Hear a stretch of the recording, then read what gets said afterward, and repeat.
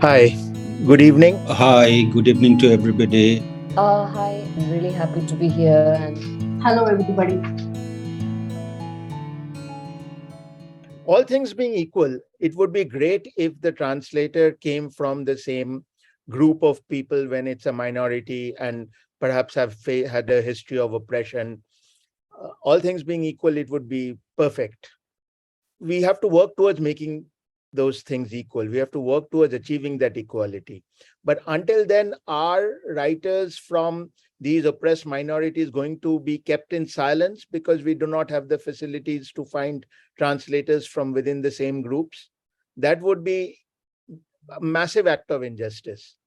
So we really have to operate on two fronts. One, we have to continue to translate them and at the same time find and build translators from within the communities who will do the same job as the writers themselves. And because translation is a very specific kind of skill, I know in some senses all of us are born translators, especially in a country like India, where we are continuously operating in a number of different languages.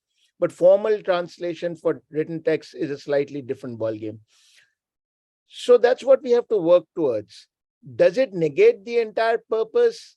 Well, if you look at it in abstraction, I'm not sure. But however, if the identity of the translator plays a role in interpreting the text in particular ways, especially if there's unconscious interpretation, I would assume that no translator worth their salt is going to consciously interpret and change and twist anything.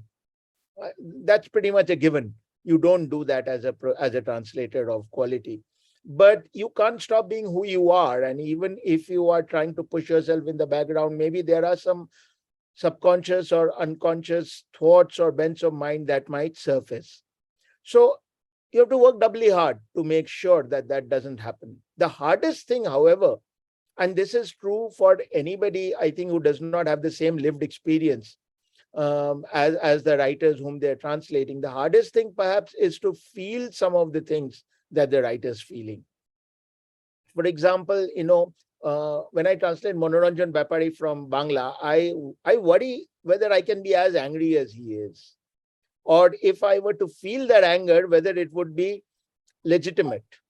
I mean, I might feel a different kind of anger, but his anger it comes from within him, within his body, within his history. A translator can't feel that.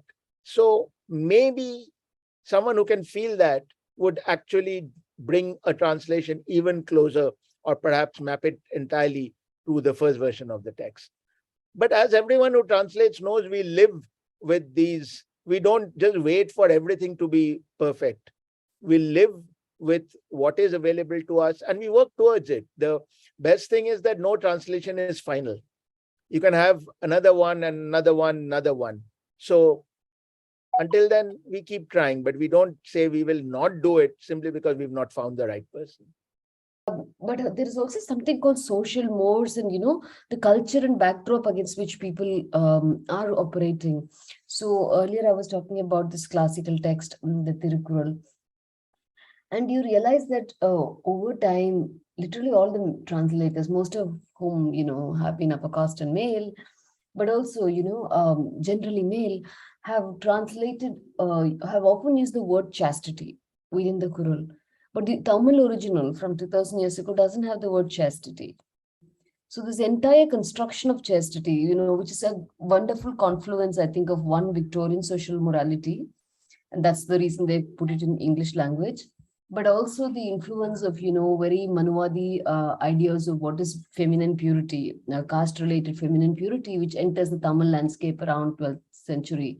So I think both of these things mingle together, because the first Tamil commentary starts changing the nature of the text around the 13th century. That's when the commentary becomes patriarchal, and that's used because of an historical thing that happens in the 13th, the cultural clash. And then Victorian morality comes in, and translations into English also start reflecting those social mores. So it's really interesting that of course we can't lay the blame on the translators themselves, but given when you read it against this the paradigm of what's happening around them or in the backdrop, then you understand that they In a way, this can hold a text a prisoner, especially if it's a very important text that, means so much to culture, it means so much to everyday life, it means so much to the identity of a people.